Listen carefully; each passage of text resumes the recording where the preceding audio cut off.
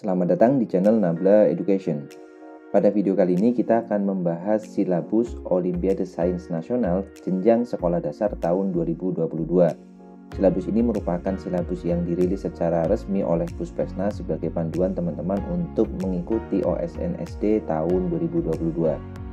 Sebagaimana video yang saya buat sebelumnya tentang buku pedoman atau panduan teknis pelaksanaan OSN jenjang SD tahun 2022, pada jenjang SD nanti akan ada dua bidang yang dilombakan, yaitu bidang matematika dan bidang IPA.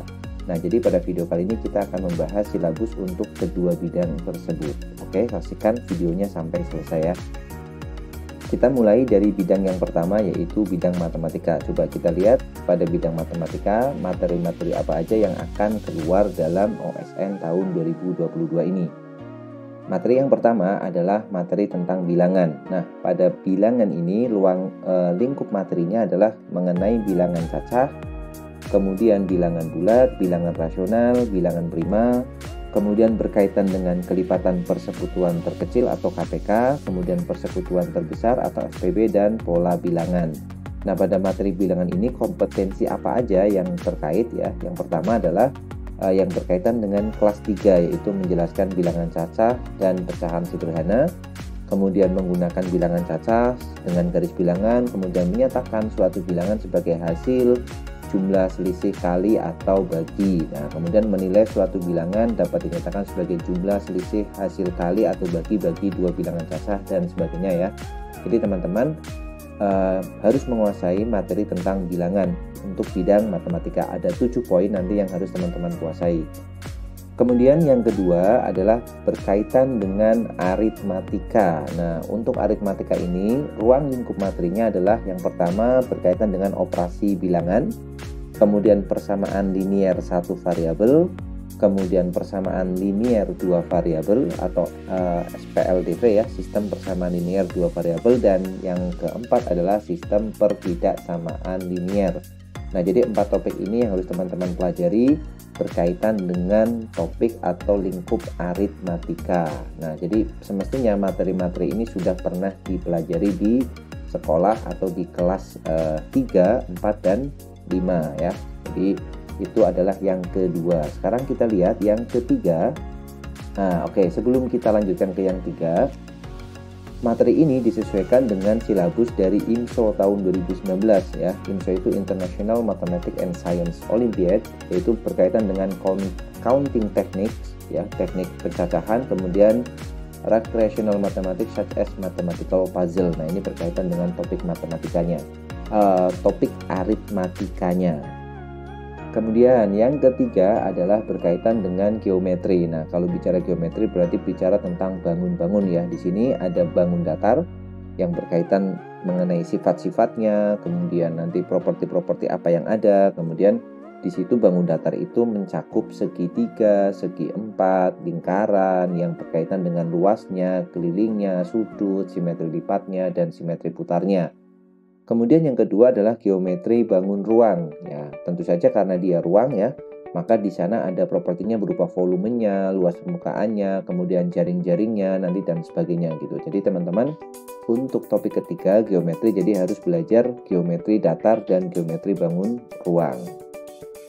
Nah, topik ini juga disesuaikan dengan silabus IMSO tahun 2019, yaitu Property of Polygons ya, yang mencakup angle and its measure ya, sudut dan bagaimana pengukurannya, kemudian area and perimeter of different polygons, luas dan keliling dari poligon itu bangun ya, bangun datar yang poli itu banyak, kemudian gons itu kan garis ya, jadi bisa segitiga, segi 4, segi 5, segi 6 dan sebagainya.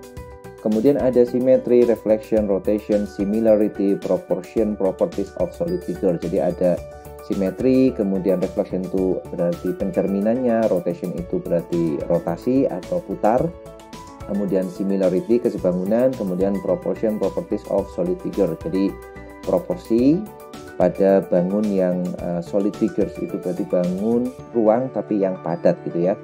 Kemudian property of polygons mencakup triangle, segitiga, quadrilateral itu segi 4, parallelogram itu jajar genjang, trapezium itu trapesium, dan circles atau lingkaran ya. Kemudian yang kelima, net of cube and parallel epiphyte. Jadi net of cube itu jaring-jaring ya, jaring-jaring dari kubus.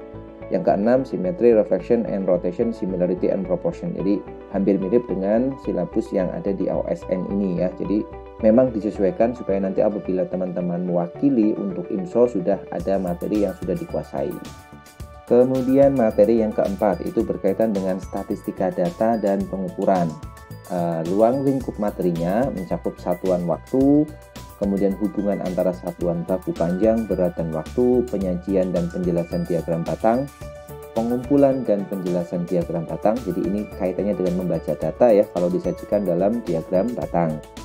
Kemudian perbandingan dua besaran berbeda, kecepatan, jarak dan waktu, kemudian debit, volume, waktu. Jadi ini berkaitan dengan rate ya, yaitu rate of distance itu kecepatan, rate of volume itu berarti debit. Kemudian yang keenam, pengumpulan dan analisis data. Yang ketujuh, daftar, tabel, piktogram, diagram batang dan diagram garis. Dan yang kedelapan adalah ukuran tentang pemusatan data ya, berupa modus, median, min, dan dari data tunggal. Jadi di sini dibatasi datanya adalah data tunggal, bukan data yang berkelompok atau data interval. Kemudian yang kelima adalah topiknya berkaitan dengan kombinatorik ya. Ruang lingkup materinya adalah penggunaan kombinasi dengan teknik counting problems atau aturan pencacahan. Kemudian pengenalan pola dengan menggunakan kombinasi. Jadi teman-teman harus mulai belajar yang berkaitan dengan topik kombinatorik. Ini adalah topik yang kelima di silabus OSN Matematika SD. Dan topik ini juga disesuaikan ya dengan silabus IMSO tahun 2019, yaitu tentang pattern recognition, counting technique, dan regression mathematical such as mathematical puzzle. Jadi memang sudah disesuaikan supaya tadi ya teman-teman lebih siap kalau nanti lolos mewakili IMSO. Nah itu dia 5 topik utama dalam silabus OSN ya. Sekarang berubah lagi menjadi OSN SD tahun 2022 untuk jenjang untuk bidang matematika. Sekarang kita lanjutkan untuk bidang IPA. Nah, sekarang akan kita lihat untuk silabus bidang IPA itu apa aja materi-materi yang harus dipelajari dan harus dikuasai dengan baik ya. Kita akan lihat topik yang pertama, yaitu tentang keterampilan dan metode ilmiah. Nah, jadi ini mungkin masuknya nanti kalau misalkan kita mau pecah IPA menjadi fisika, biologi, dan kimia ya, ini lebih mengarah ke biologi. Tetapi kita karena jenjangnya SD, jadi tidak ada sekat antara fisika, biologi, dan kimia ya. Jadi kita bicaranya IPA. Yang pertama adalah keterampilan dan metode ilmiah. Jadi di sini nanti teman-teman harus memahami proses dalam melakukan kegiatan dan alur berpikir ilmiah, atau ini lebih dikenal dengan metode ilmiah. Itu materi yang pertama. Materi yang kedua adalah keanekaragaman hayati dan pengklasifikasian makhluk hidup. Ini lebih ke biologi ya sebenarnya. Ruang lingkupnya adalah keanekaragaman hayati, kemudian distribusi makhluk hidup dan biodiversitas di Indonesia. Yang kedua, dasar-dasar klasifikasi makhluk hidup, dan yang ketiga, klasifikasi makhluk hidup berdasarkan sistem 5 kingdom. Oke, ini adalah 3 topik materi dalam topik besar, yaitu keanekaragaman hayati dan klasifikasi makhluk hidup. Sekarang kita lihat topik yang ketiga, yaitu proses dan mekanisme yang terjadi pada makhluk hidup. Apa aja yang harus dipelajari ya? Yang pertama adalah anatomi dan fisiologi pada sel dan jaringan, anatomi dan fisiologi pada hewan dan manusia, anatomi dan fisiologi pada tumbuhan. Jadi lengkap ya, sel, jaringan, kemudian pada hewan dan manusia, kemudian pada tumbuhan. Dan yang keempat adalah metabolisme pada makhluk hidup, mencakup pertumbuhan dan perkembangan, fotosintesis, ya, respirasi, serta proses fermentasi pada mikroorganisme. Ini 4 ruang lingkup materi pada proses dan mekanisme pada makhluk hidup. Itu topik yang ketiga untuk bidang IPA SD. Kita lanjutkan ke topik yang keempat. Ini masih dalam ruang lingkupnya di biologi ya, jadi ekologi, lingkungan, dan pelestarian sumber daya alam. Ruang lingkup materinya adalah berkaitan dengan populasi, komunitas, dan ekosistem ya. Di materi sebelumnya lebih mencakup ke individu ya, pada hewan, tumbuhan, kemudian pada manusia. Dan di topik keempat itu sudah masuk ke populasi, komunitas, dan ekosistem. Kemudian interaksi organisme dan jaring-jaring makanan, adaptasi makhluk hidup, siklus materi, polusi dan lingkungan, pelestarian sumber daya alam hayati. Nah, itu topik yang keempat. Kita lanjut ke topik yang kelima, isu kesehatan lingkungan dan teknologi. Nah, jadi ini sudah masuk ke yang lebih luas lagi, yaitu kesehatan dan teknologi. Ruang lingkup materinya adalah yang pertama adalah bioteknologi, kemudian isu kesehatan dan lingkungan, kemudian aplikasi sains dan teknologi ya, saintek untuk pengelolaan lingkungan. Itu materi yang kelima pada bidang IPA untuk jenjang SD. Nah, sekarang ke materi yang keenam, sudah masuk ke bagian mekanika. Berarti kalau kita lihat ini sudah bagian yang fisika ya. Ruang lingkup materinya yang pertama adalah gerak benda, ya nanti mencakup teman-teman harus belajar GLB dan GLBB. Berkaitan dengan persamaan-persamaannya atau rumusnya, grafiknya dan sebagainya ya. Yang kedua adalah tentang gaya. Berarti nanti di sini mencakup hukum-hukum Newton ya, hukum Newton. Nah, ini untuk bagian fisika ini saya bisa menjelaskan lebih detail ya, karena memang bidang saya lebih ke fisika ini. Ini berkaitan dengan hukum Newton, nanti ada hukum 1, hukum 2, hukum 3 tentang keseimbangan dan sebagainya. Yang ketiga tentang momentum, kemudian yang keempat tentang energi kinetik dan potensial, yang kelima tentang tekanan ya, nanti kita belajar tekanan pada zat padat dan tekanan pada zat cair atau tekanan hidrostatis. Kemudian yang keenam tentang gravitasi. Itu adalah topik besar dari mekanika untuk materi yang keenam ini, untuk bidang IPA ya. Kita lanjut ke materi ketujuh. Materi ketujuh itu masih fisika, berkaitan dengan wujud dari benda. Ruang lingkup materinya adalah sifat dan kegunaan benda padat ya. Jadi nanti kita membandingkan sifat-sifat benda padat, kemudian sifat dan kegunaan benda cair, sifat-sifat benda cair dan kegunaannya, dan yang ketiga adalah gas. Jadi kita belajar tentang wujud benda ya, yang lazim diketahui yaitu padat, kemudian cair dan gas, beserta properti-properti yang mencakup dari tiga wujud ini. Itu topik yang ketujuh. Sekarang lanjut topik ke-8, berkaitan dengan kelistrikan dan kemagnetan atau listrik magnet ya. Yang pertama, listrik statis ya, nanti berkaitan dengan peristiwa elektrifikasi, kemudian ada juga hukum Coulomb, kemudian ada juga beberapa cara memberikan muatan pada suatu benda ya, atau elektrifikasi tadi ya. Kemudian yang kedua itu listrik dinamis. Listrik dinamis nanti lebih mengarah ke hukum Ohm ya. Kemudian yang ketiga sudah masuk ke topik magnet, berkaitan dengan sifat-sifat magnet nanti, pembagian magnet, kemudian cara membuat magnet, kemudian ada lagi jenis-jenis benda berdasarkan kemagnetannya. Nah, itu masuk di sifat-sifat magnet. Kemudian yang keempat, induksi elektromagnetik, dan yang kelima, aplikasi listrik dan magnet. Itu ruang lingkup yang ke-8. Sekarang yang ke-9, yaitu gelombang dan optik. Ruang lingkupnya adalah, yang pertama adalah getaran atau osilasi harmonik. Ya, osilasi harmonik itu nama lain dari getaran. Kemudian gelombang mekanik. Gelombang mekanik itu gelombang yang membutuhkan medium untuk merambat. Contohnya di sini nanti ada tali dan gelombang bunyi. Kemudian yang ketiga adalah gelombang elektromagnetik. Ya, di sini yang diambil adalah cahaya, tetapi teman-teman harus belajar semua spektrum atau rentang dari gelombang elektromagnetik ya. Yang keempat, sifat-sifat gelombang, dan yang kelima, alat optik. Alat optik ini mencakup cermin, lensa, dan aplikasinya ya.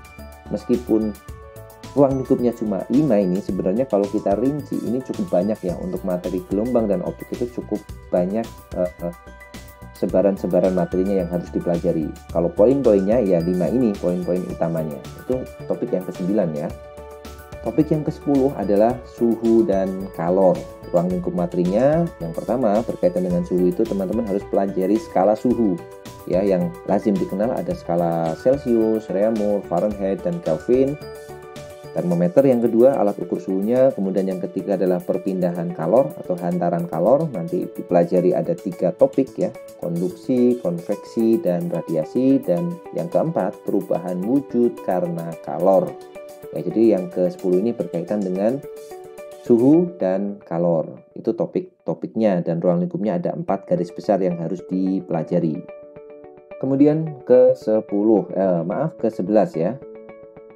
Topik ke-11 ini adalah tentang bentuk energi dan perubahannya. Nah, ini mencakup semua jenis energi ya, yang dipelajari antara lain adalah energi kimia serta contoh-contohnya alat-alat yang menyimpan energi kimia, kemudian energi listrik, energi mekanik, energi panas atau energi kalor ya, energi nuklir, energi gravitasi, kemudian yang ketujuh adalah energi terbarukan atau renewable energy, dan yang kedelapan tentang konversi energinya ya, perubahan dari satu bentuk energi ke bentuk energi yang lain. Itu topik yang ke-11. Kita lanjut ke topik yang ke-12 yaitu bumi, tata surya, dan antariksa. Jadi ini lebih ke topik IPBA, biasanya disebut IPBA, ilmu pengetahuan bumi dan antariksa.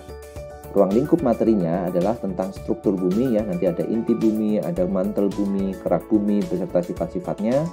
Kemudian atmosfer bumi, pembagian atmosfernya mencakup troposfer, stratosfer, mesosfer, dan termosfer gitu, beserta apa saja yang terkait di dalamnya, peristiwa-peristiwa apa aja yang ada di masing-masing lapisan. Kemudian yang ketiga tentang iklim, yang keempat tentang rotasi dan revolusi benda langit ya, ini hanya nggak usah dipakai ya, benda langit aja ini. Oke. Kemudian yang kelima adalah proses terbentuknya tata surya. Yang keenam adalah struktur tata surya, yang ketujuh bintang, yang kedelapan galaksi. Itu adalah rincian materi dari topik bumi, tata surya, dan antariksa. Topik ke-13 adalah berkaitan dengan atom. Nah, sebenarnya materi atom ini sudah bisa dimasukkan ke dalam materi kelistrikan tadi, yaitu di listrik statis. Tapi di sini dipisah lagi, yaitu mencakup inti atom dan muatan listrik ya. Jadi berkaitan dengan inti atom, bagaimana strukturnya, sifat-sifatnya, kemudian berkaitan dengan muatan listrik. Nah, nanti di silabus ini sudah dijelaskan ini merupakan materi kelas berapa dan apa aja yang ada di sekolah yang sudah dipelajari, perluasannya bagaimana sudah ada di silabus ini. Sebagai informasi, teman-teman bisa download silabusnya dari websitenya Puspresnas ya, sudah ada di sana, tinggal di download aja.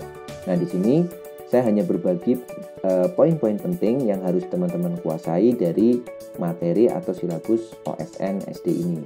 Nah, seperti itu videonya pada kesempatan kali ini ya. Semoga teman-teman terbantu dengan adanya video ini, merasa lebih punya gambaran lagi yang lebih baik tentang OSN tahun 2022 ini.